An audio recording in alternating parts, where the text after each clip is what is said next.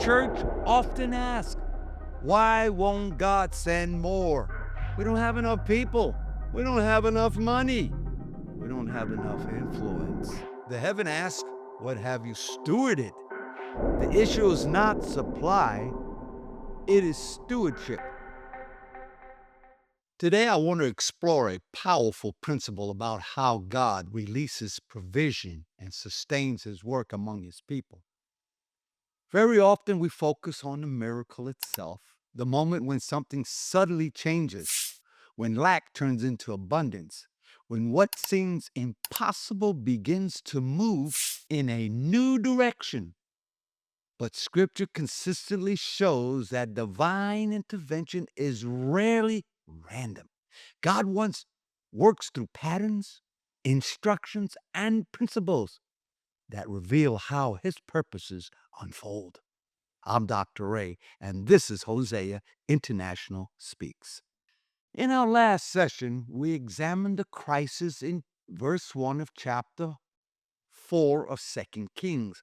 We saw that the problem was not a lack of covenant, it was a lack of preparation. Today, we move from diagnosis to divine instruction. Because when God exposes a deficit, it is preparing to reveal a process. In Second Kings chapter 4, verses 2 through 7, the oil begins to flow, but it does not flow randomly. It flows according to order. This passage teaches us something sobering and hopeful at the same time. Heaven's supply is not the divine issue, capacity is. So today we're going to examine, number one, how vessels are prepared, why the doors must be shut, and why the oil stopped exactly when it did. This is not just a story about provision, it's a blueprint for sustainability. So let's go to the word and we can read it. Let's look at chapter 4 of Second Kings, starting with verse 2. And Elijah said to her, what shall I do for you? Tell me. Notice these three words, or 4 or 5. What do you have, and underline them, in the house? And she said, your servant has nothing in the house except a jar of oil. Then he said, go borrow vessels from everywhere, from all your neighbors, empty vessels. Do not gather a few. And when you come in, you shall shut the door behind you and your sons, then pour it into all the vessels. Set it aside, the full ones. Now it came to pass when the vessels were full, that she said to her son, bring me another vessel. And he said to her, there is not another vessel. So the oil ceased. Then she came and told the man of God and said, he said, go sell the oil and pay your debt, and you and your sons live on the rest. Well, let me ask you the question. What do you have in the house? Before God increases anything, he identifies what already exists. Elisha does not begin with prayer, he begins with assessment. This is the divine governance. The church often asks, why won't God send more? The heaven asks, what have you stewarded? The woman says, I have nothing except oil, a little bit of oil, or some of it there. That phrase reveals a mentality of lack, just some oil. She discounts the very thing that heaven intends to multiply. Churches ask, we don't have enough people. We don't have enough money. We don't have enough influence. But if the Spirit is present, you're not empty. The issue is not supply, it is stewardship. Notice what he said to her. Borrow vessels, and not a few.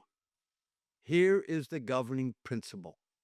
Oil flows according to capacity. The instruction is specific. 1, borrow. 2, empty vessels. 3, not a few. Now, let's break this down. Borrow, that requires humility. She must acknowledge needs publicly. Capacity often requires collaboration. The church that isolates itself limits its expansion.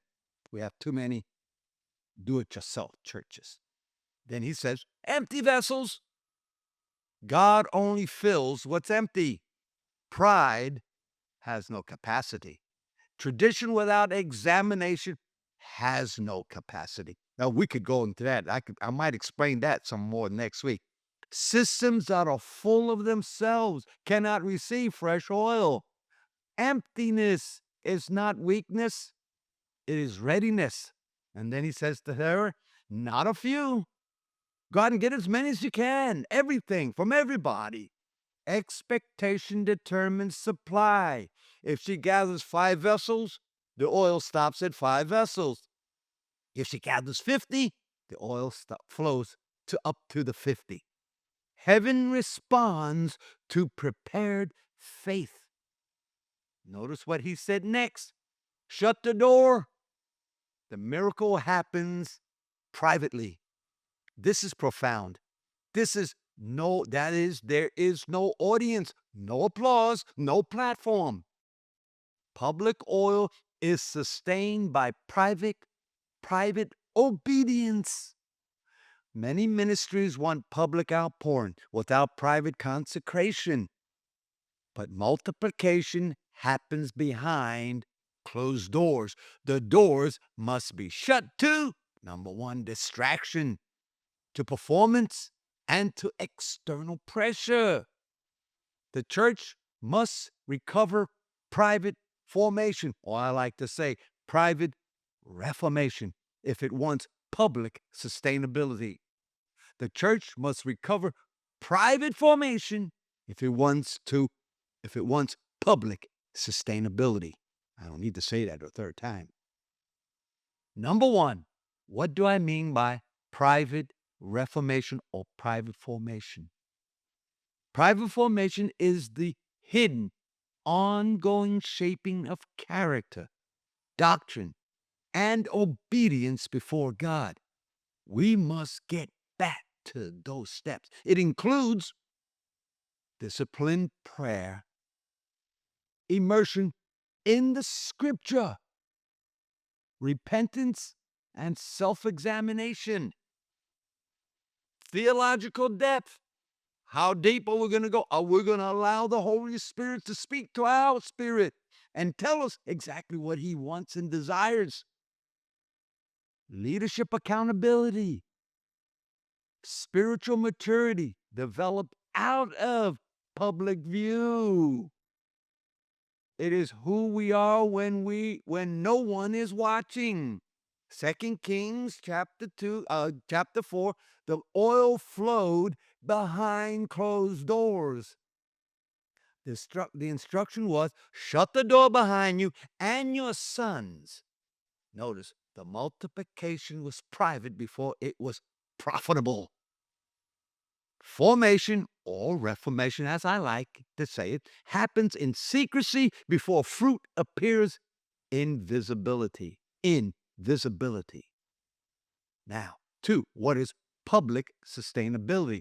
Public sustainability is the ability to, number 1, endure growth without collapse, handle influence without corruption, survive opposition without fragmentation, steward revival without burnout. Ooh, we have a lot of that. Transition leadership without crisis. In other words, if someone leaves, is there someone ready to take over? It is longevity under pressure. Many churches experience public moments like growth surges, viral influence, emotional outpouring, numerical expansion. But without private reformation or formation, those moments cannot endure. Why are the two connected? Public ministry exposes what private life has built. If private reformation is shallow, success magnifies insecurity. Growth magnifies dysfunction. Influence magnifies immaturity. Oil amplifies what already exists in the vessel. Private reformation or formation strengthens the vessel walls. Without it, expansion creates cracks. Biblical pattern. We see in here, we must remain in the biblical pattern of Scripture. David was formed in the field before he ruled in Jerusalem. Jesus spent 30 hidden years before 3 years of public ministry. The early church devoted itself to apostles' teaching. It devoted itself to fellowshipping and prayer before it ever transformed cities.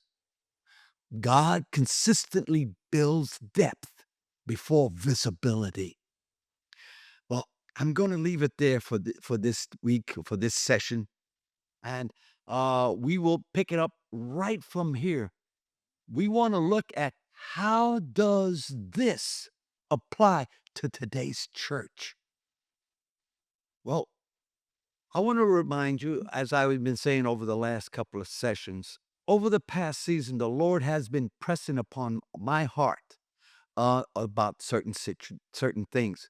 And we've been praying and listening, and a clearer picture has been forming. We sense Yahweh calling us toward a church that is deeply rooted in Scripture, ordered by the whole counsel of God, and shaped around discipleship rather than spectacle. This would be a community marked by teaching, prayer, and shared life and mission. We're continuing to test the vision before Yahweh, and we're inviting those who resonate with it to walk with us in prayer and in conservation. So if this resonates with you, then you can contact me at either one of these emails that are on the script, on the board right now, or up on the screen. Hosea INT speaks at gmail.com or at Hosea International at yahoo.com. I'm Dr. Ray. Stayed anchored in the Word and attentive to the voice of the Spirit.